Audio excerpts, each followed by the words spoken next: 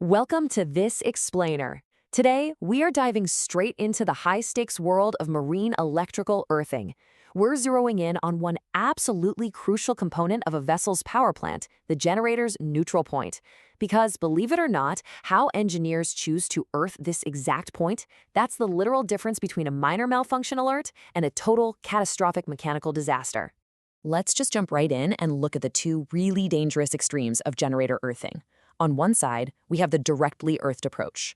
If you just earth a generator directly, a single fault unleashes this massive, violent current spike that is severe enough to physically destroy your equipment. It is just way too violent for marine systems, no way around it. But then, on the exact opposite end of the spectrum, you have the isolated network. If you completely isolate the network from Earth, well, an Earth fault produces basically zero detectable current. The fault becomes a completely invisible peril to your protection systems. So you're stuck, right? You're trapped between catastrophic, equipment-destroying violence on one side and this silent, invisible threat on the other. So how do we solve this dilemma? Well, marine engineers essentially split the difference using what's called a neutral point resistor, or an NPR. This resistor usually lives inside its own dedicated cabinet, which we call a neutral point cubicle. Instead of bolting the generator's star point directly to the hull or leaving it completely disconnected, they wire the star point to Earth through this specific resistor. It's basically the perfect Goldilocks solution for AC distribution networks. Not too hot, not too cold.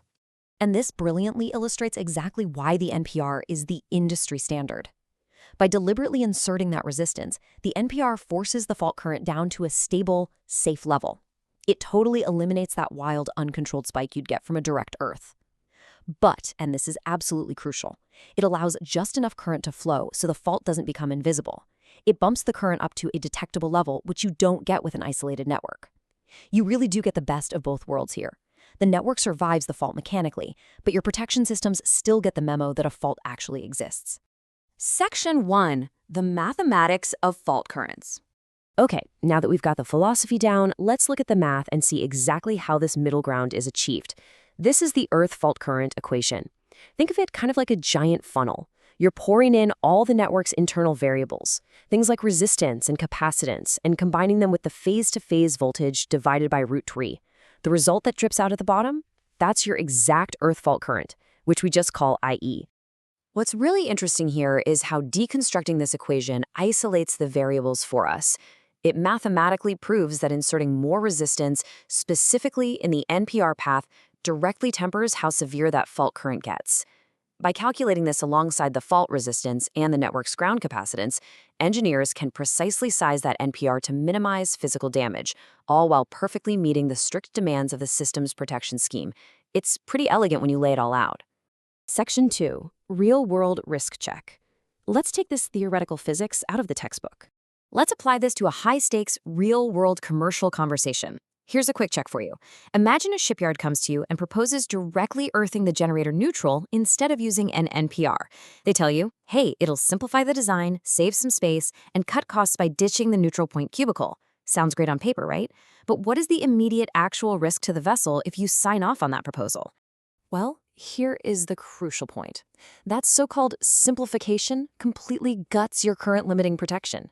If you say yes to that design, a single earth fault guarantees an uncontrolled and incredibly violent fault current spike.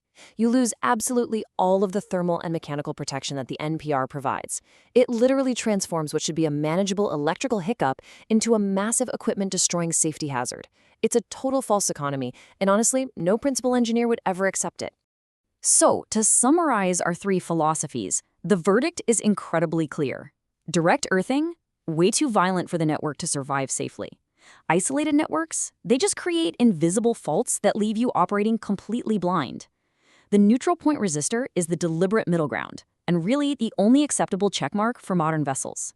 It successfully limits the physical damage, but still maintains completely reliable detectability for the ship's automation systems.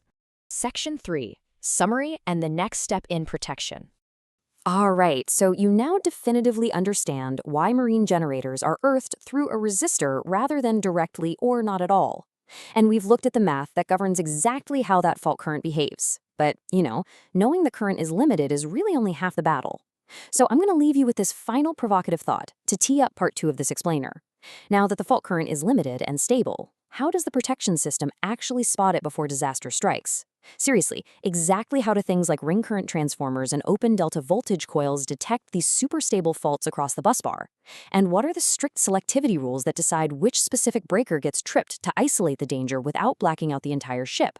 We are going to uncover all of that in the next part, so I'll see you there.